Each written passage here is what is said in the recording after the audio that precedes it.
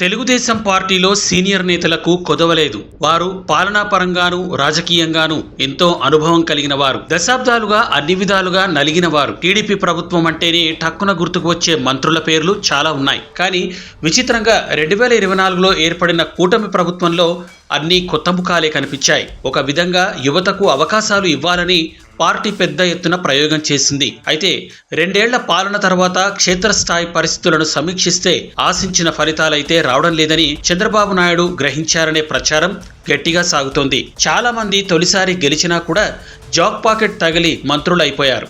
కానీ వారు శాఖల మీద పట్టు సాధించే ప్రయత్నంలోనే ఇంకా ఉండిపోవడం కూటమికి మైనస్ గా మారుతోంది. ఇక చూస్తే విపక్ష వైసీపీ కేవలం 11 సీట్లకే పరిమితం అయినా కూడా రాజకీయంగా కూటమిని తీవ్ర ఇరకాటంలో పెడుతోంది. ఆ పార్టీకి చెందిన మాజీ మంత్రులు మీడియా ముందుకు వచ్చి ప్రభుత్వాన్ని నేరుగా సవాల్ చేస్తున్నారు. దాంతో పాటుగా ప్రతి చిన్న అంశాన్ని కూటమి ప్రభుత్వ వైఫల్యంగా చిత్రీకరిస్తూ మైలేజ్ తెచ్చుకుంటున్నారు. ఉదాహరణకు పెట్రోల్ డీజిల్ ధరలు పెరగడానికి అంతర్జాతీయ పరిణామాలు కారణమన్నది తెలిసిందే. ప్రపంచం మొత్తం మీద ఇంధన ధరలు పెరిగాయి. కానీ ఒక్క ఏపీలోనే ధరలు పెంచినట్లుగా వైసీపీ నిరసనలు చేసి కూటమి ప్రభుత్వాన్ని గట్టిగా ప్రశ్నించింది. దీని మీద ప్రభుత్వం నుంచి సరైన కౌంటర్లు ఇవ్వడంలో కొత్త మంత్రులు పూర్తిగా విఫలమయ్యారన్న చర్చ నడుస్తోంది. ఇదొకటే కాదు, ఆర్టీసీని ప్రైవేట్ పరం చేస్తారని, కార్మికులను రోడ్డున పడేస్తారని, ఉచిత బస్సు పథకానికి త్వరలోనే మంగళం పాడేస్తారని ప్రత్యర్థి పార్టీ చేస్తోన్న విమర్శలకు దీటైన జవాబు చెప్పే నాదుడే కరువయ్యాడు. ఇలా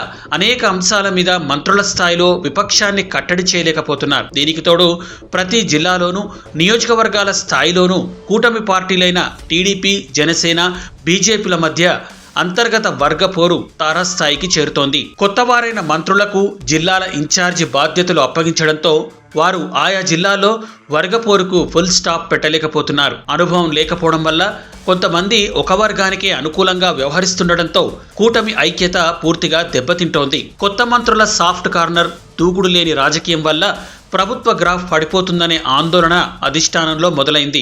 జగన్ సైన్యాన్ని అడ్డుకోవాలంటే కేవలం అడ్మినిస్ట్రేషన్ తెలిస్తే సరిపోదు, పక్కా పొలిటికల్ మైండ్ గేమ్ ఆడాలని చంద్రబాబు భావిస్తున్నారు. ఈ నేపథ్యంలో విపక్షానికి అసలైన మైండ్ గేమ్ తో చెక్ పెట్టాలన్నా, క్షేత్రస్థాయిలో అసంతృప్తిని చల్లార్చాలన్నా అన్ని విధాలుగా అనుభవం కలిగిన సీనియర్ నేతలను రంగంలోకి దించడమే ఏకైక మార్గమని టీడీపీ పెద్దలు ఒక నిర్ణయానికి వచ్చారట.